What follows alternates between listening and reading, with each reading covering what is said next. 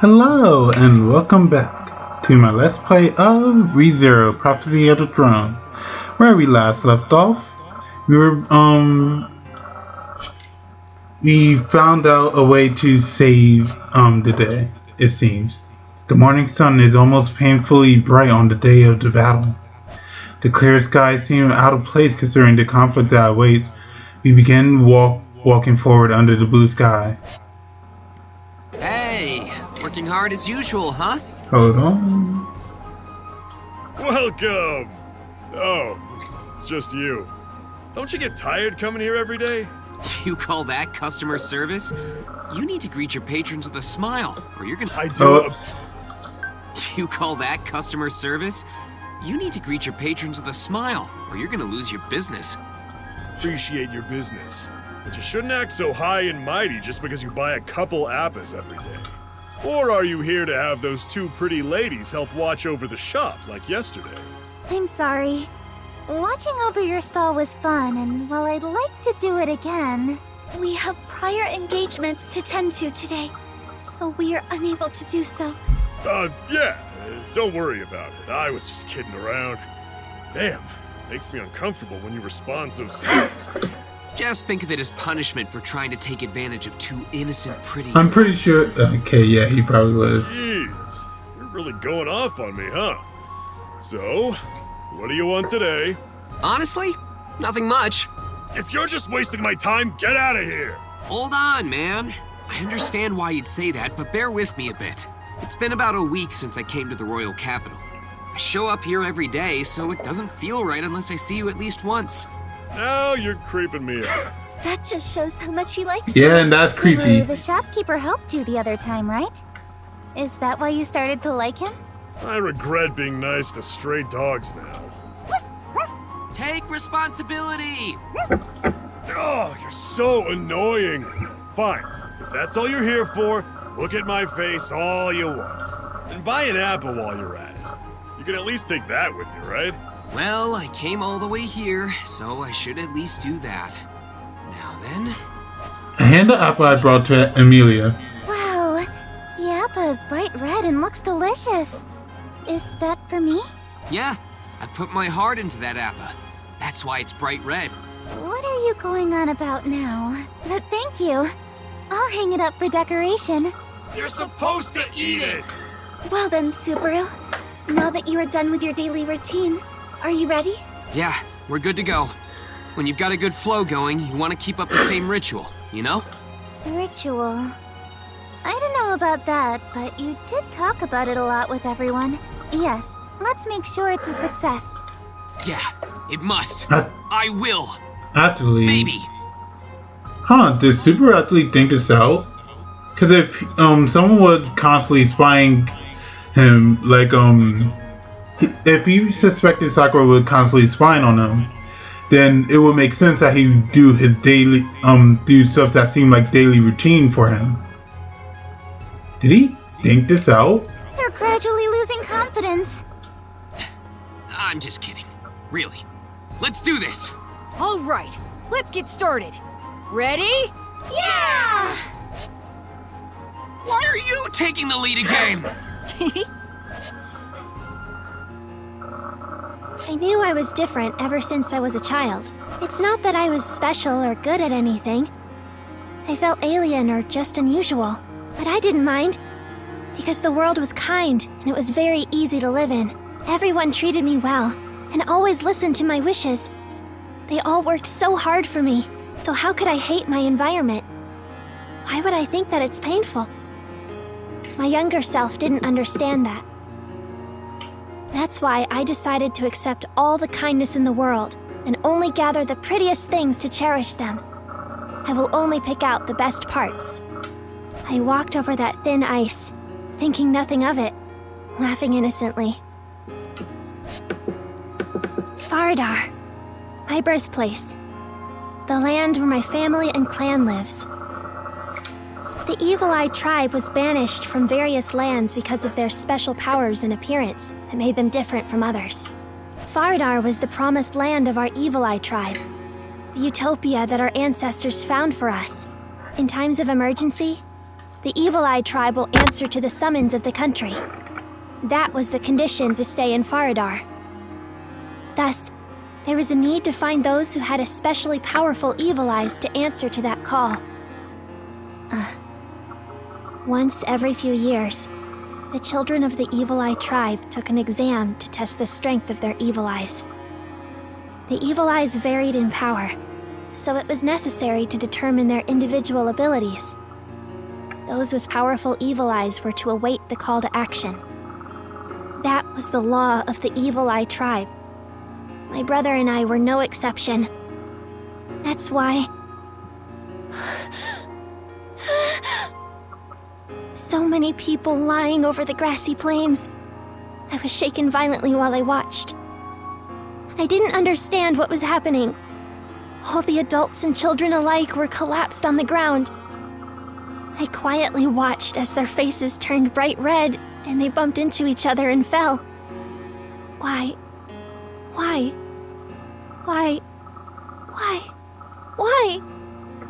That question cycled through my mind.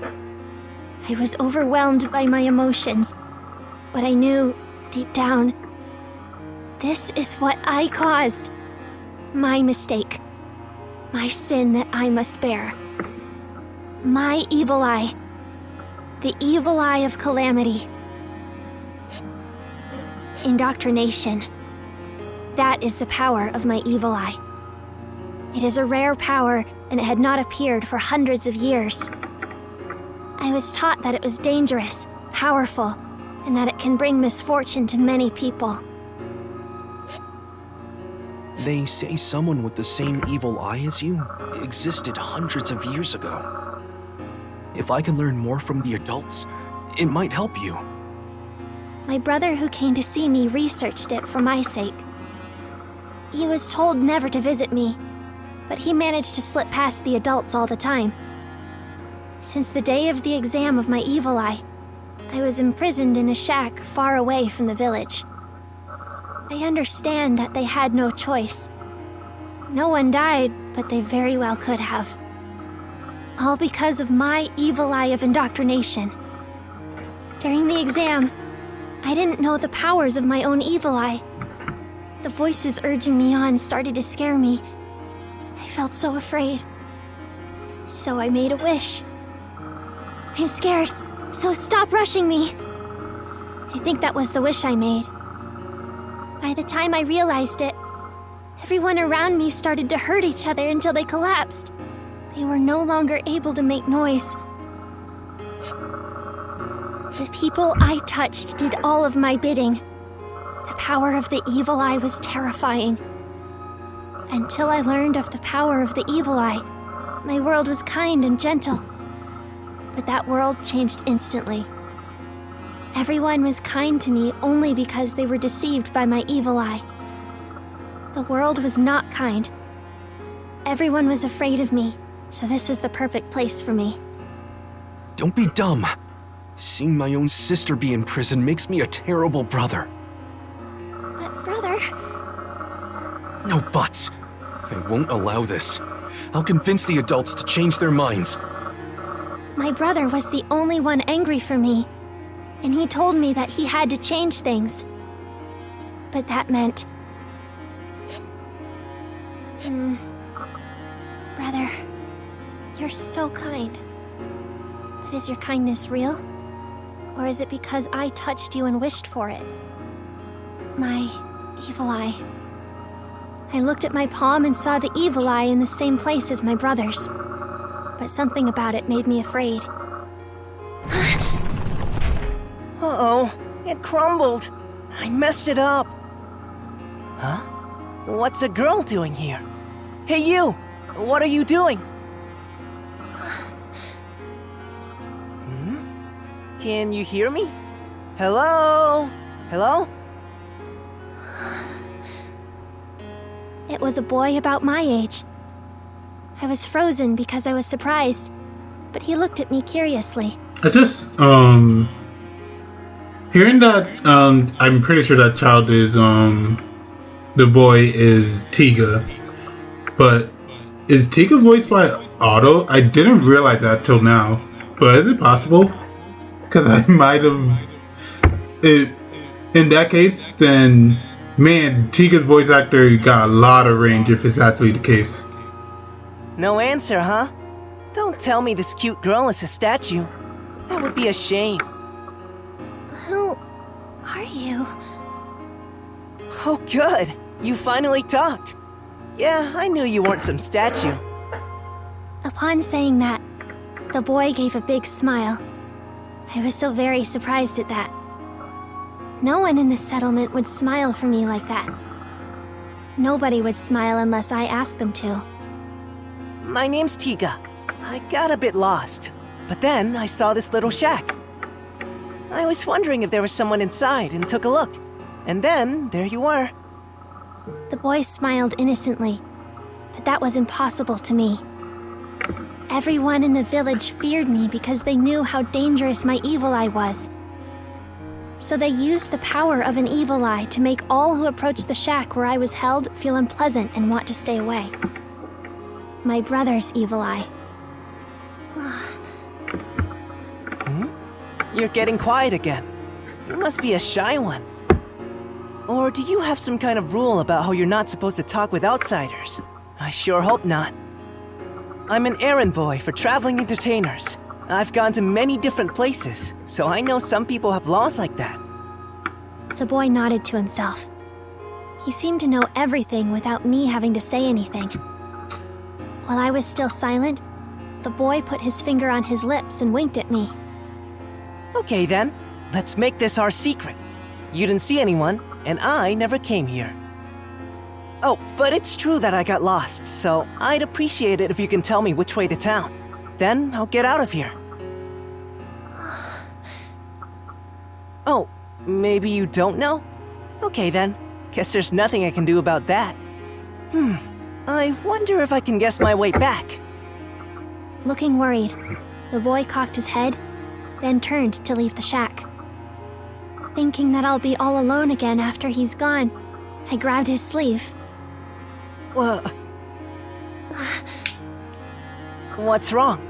You want to talk to me, or are you going to tell me how to get to town? Well... Or do you need something from me? That question made me shiver. I didn't know how to answer him. I shouldn't have even thought about what I wanted from him. And yet, that didn't stop my wanting.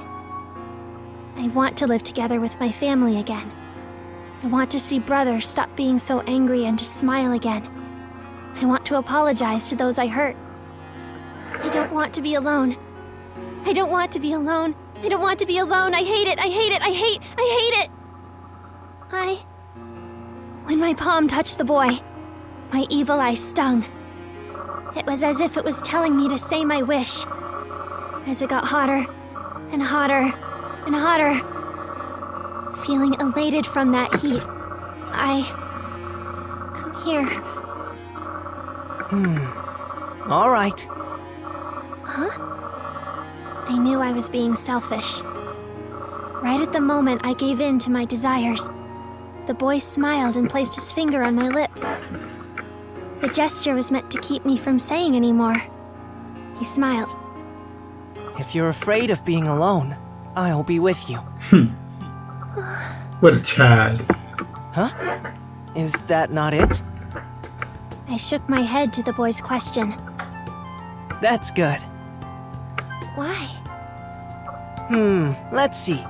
The ringleader of the traveling entertainers I'm with always told me... He said, if you ever find the right girl, never let her go. Well, I guess you could say, it's love at first sight.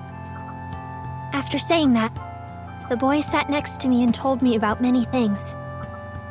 He was orphaned for as long as he could remember. He was adopted by the traveling entertainers. He told me about all of the people he traveled with. The boy was a great storyteller. I lost track of time and my loneliness as I was absorbed in his conversation. Who is he? How did you get in here? Brother came into the shack and made a very angry face when he found the boy. I shrunk away in fear, but the boy held my hand. Nice to meet you. My name is Tiga. My adoptive parent, the ringleader, gave me the stage name Tiga Raulion. Huh. I see, Tiga. So what are you to my sister? Sister? You look nothing alike. Well, let's set that aside. About me. The boy looked at me. From his gaze, I finally realized that I never gave him my name. Melty. I see.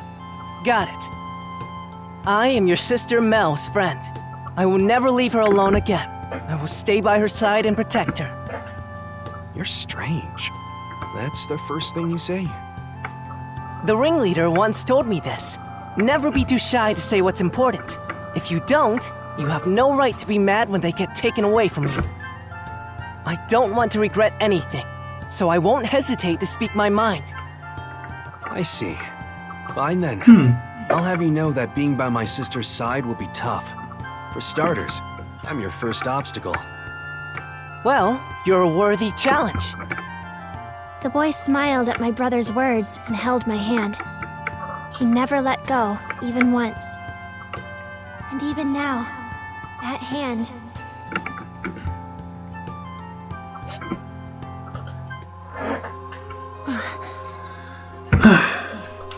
Those memories always come back to me whenever I pray. The day that my evil eye pushed people away. The day that Tiga came to me. Then, the day I bound Tiga. In order to keep his promise with me, Tiga stayed behind in Faradar. We've been together since. He parted ways with the traveling entertainers who raised him without a proper goodbye. And from then on, he was by my side. That made me happy, and I appreciate it. But I've always wondered. I didn't say it out loud on that day, but I did have a wish. I thought that my evil eye deceived Tiga and took away his freedom. That I had bound him to me from that moment. I may have selfishly forced Tiga to sacrifice his own future just to stay with me. That thought makes me so ashamed. I'm a terrible person.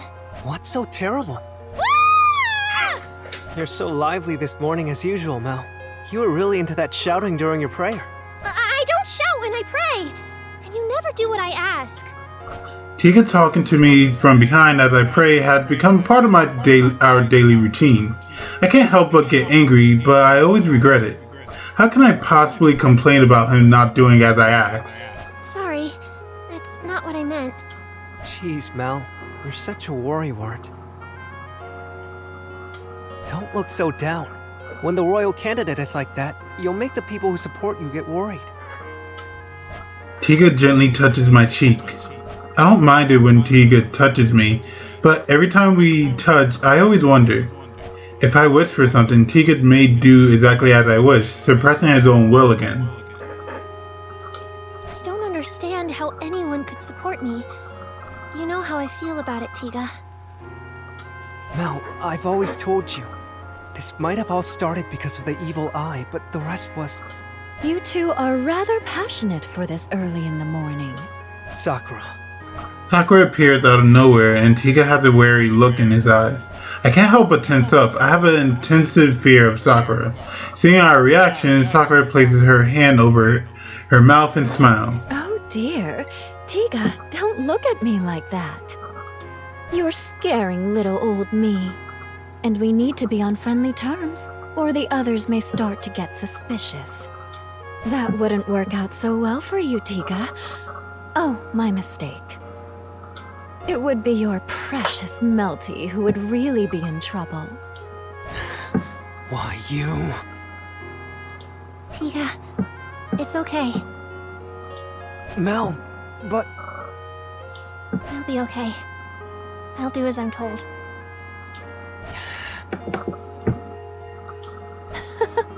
Melty, you're such a good girl.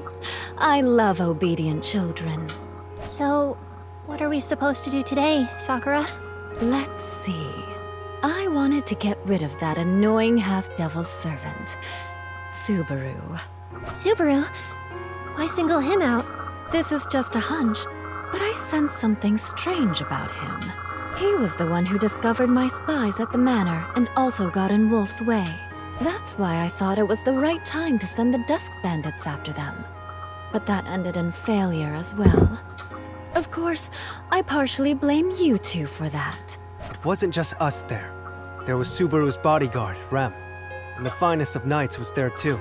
Those guys didn't stand a chance, whether we were there or not.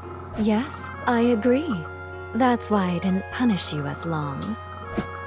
Tiga? It's nothing. Don't worry about it. Anyway, you want to move on Subaru, right? I don't know yet. What do you think is best?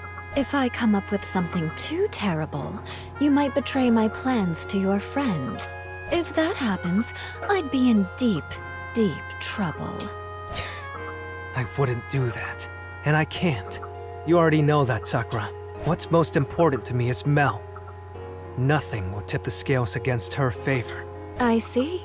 Glad to hear that. Still, considering recent events, I guess it's imprudent to try anything on Subaru. So let's stay put for today and concentrate on gathering votes for the royal selection. Gathering votes? Are we meeting with the higher-ups at the castle to use my evil eye again? Of course. Go and give them a little coaxing. This is so wonderful. Just touching them and smiling can put them under your fingertips. I envy your powers, because I'm already at my limit just making these children do as I say. Countless wings float as shadow appears over the church walls, floors, and ceiling. The withering shadow and sound of fluttering wings are enough to paralyze and leave me trembling in fear. I'm afraid, so afraid. I feel like I did when I left and all alone in the shack back home. Sakura, stop this! Stop scaring Mel. What's the point of all this? The point? The point is to see your faces. So funny, so pitiful. If I don't strike fear in you from time to time, you'll start to get the wrong idea about me. You'll actually believe I'm a kind, considerate, temperate woman. Isn't it time for a meal? Melty, you need your nutrients for your precious body. The sound of the bug's wing come closer and I can see their stinger glint. Being stung by those things is extremely painful, so painful I can't even speak, but without them I'll die. Even though I know that. I'm still okay. I'm fine. So please get those bugs away from me. Come on, don't be like that. Mother has tasked me with keeping you in peak condition. If anything were to happen to you, I wouldn't be able to face Mother. Mel, don't listen to her. You really think she has a choice? Sakura remarks makes me come to my senses. It sounds as if she is testing me to see if I will really defy her. But even if I defied her, then everyone in Fardar would. I'll do it. So please. Mel! Come on, don't interrupt Tiga. I know she's very self-sacrificial. What a benevolent nun she is. Well then. The sound of the insect fluttering come closer while feeling my body tense up in fear. I glance over at Tiga. Yeah, please. Mel. I don't want Tiga to see this because if Tiga see me like this, I may wish for it again. That I want to be saved. I may ask Tiga to save me, and when I do that, Tiga will. Sakura? I clench my teeth and prepare for the oncoming pain, but it never comes. I look at her, wondering if she's delaying it to harass me. Looks like someone is here. You're so dense. There's a visitor at the church. We can't let them see this. With that, Sakura snaps her finger, and the squirming shadows that has been in view until just a moment ago all vanish from sight. I'm still reeling from it. Excuse me? I assume you are Miss Melty Pristes and the members of her faction. Yes. I see. So you are... Yes, I'm a messenger from the castle. There is important news about the royal selection, and all candidates must be brought there. To the castle? Right I have now? a feeling that's Subaru under there. Oh my, this is sudden. We haven't heard about that at all. The Council of Wise Men are terribly sorry. Excuse me, but I would like for you to come with me. We have our own schedule to run, so it's too sudden. So at least for now. Can I assume you are okay with letting the other candidates get an advantage then? Excuse me, I was out of line. However, although the royal selection has been delayed, it can be said that its preliminary competition has already begun. It may not be wise to fall behind any candidate in this battle of intelligence gathering. I'm sorry, I'm speaking out of line. I beg for your forgiveness. Interesting. But you do have a point. What do we do, Sakura? Maybe we should accept the invitation for Mel's sake. Of course you'd want that. It would interrupt our earlier activity. Don't take it out on me. It's not my fault someone came here. Tika noticed and Tika shrugged and I noticed Sakura glare become more ominous. Seeing this, I instinctively raises my hand. Yes. The castle, is it? I'll go. Please take me there. Oh, fine. Yes, thank you. The dragon carriage is already prepared outside. Please come and board it.